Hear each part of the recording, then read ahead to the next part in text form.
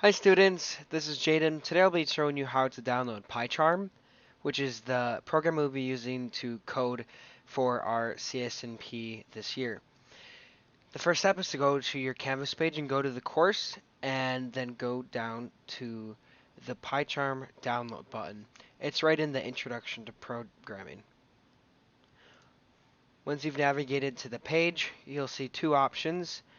One is labeled Professional, the other is labeled Community. We're going to use the Community one. Download it to your desktop. PyCharm is an IDE, which stands for Integrated Development Environment, and that's what we use to code. There are different IDEs, but PyCharm is what we'll be using. Once you're done, go to where you have it downloaded and double click it. It's going to ask you if you will allow it to make changes to your device. Click yes. This is the installation process. Click it next. This next part is asking you where you want the folder to be. I would like it on my desktop, but you can choose where you would like it to be. Once you have it selected, click next. I'm going to create a desktop shortcut. You don't have to, but I just like having the icon on my desktop so I can access it easier. And then I'm going to click Create Associations. Now PyCharm is an IDE for all different programming languages, but we'll be using it specifically for Python. Typically we would have to download Python, but PyCharm lets us download Python without having to go on the internet. It can actually do it for us, which is very useful. Once that's done, I'm going to click Run so that it can run it once it's done.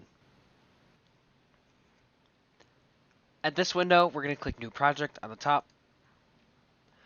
On the top, it has your location. I like to have mine on my desktop because it allows me to easily organize the files that I'm creating.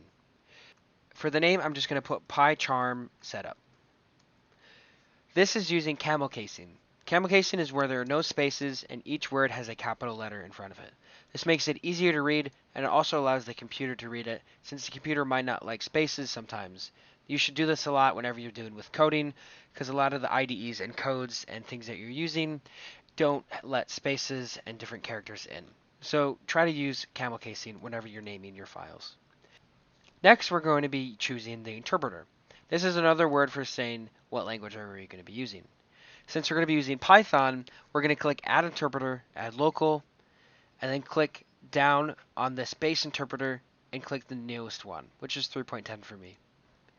Click OK, and it's going to start downloading it. On the bottom, you'll see no Python interpreter selected, but that'll disappear once we have approved the installation, which we can approve on the bottom of our taskbar. It'll ask you if it can allow changes to be made. Click yes. And one of the things to make sure is when you see create main.py welcome script, just to untoggle that. And then click create. Now what we can do is make sure your folder is selected. Go to File, New, then go to Python File, and let's name it Python Code using camel casing. And now this is where you'll code.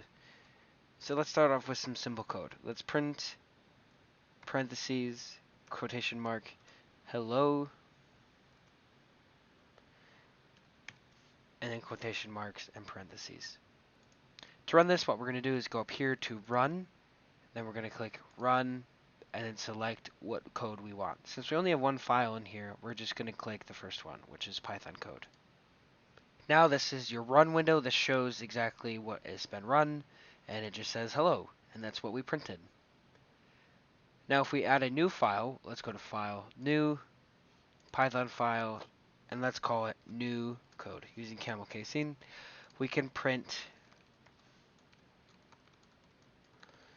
a new text called Hello World. For this, we can go and run it again and click New Code, and it'll run over here. Another way to run is to go over here and click Current File.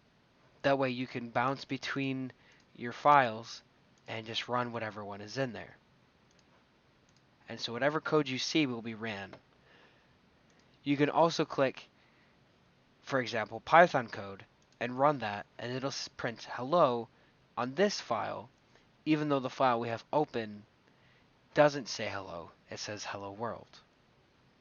Another cool thing about PyCharm is that if you close out, you actually don't need to save it, because once you reopen the program, it automatically saves the work that you've done for you.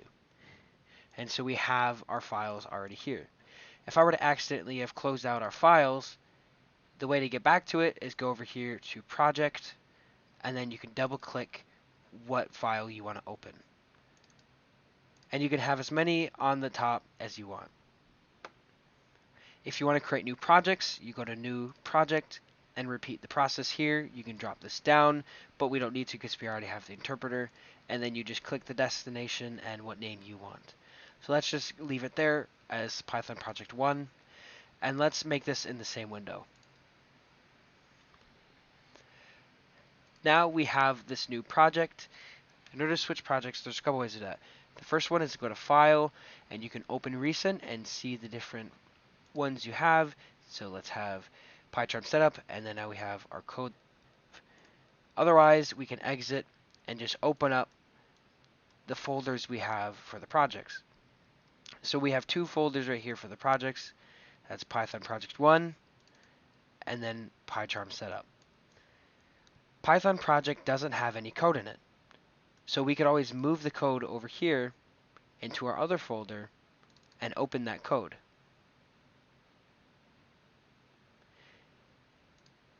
And something that's cool is it automatically brings it into there, into that project for you to use. If you ever see this error, no Python interpreter configured for the project, just click Use Python 3.10. This can sometimes happen whenever you're switching projects that haven't been configured with an interpreter.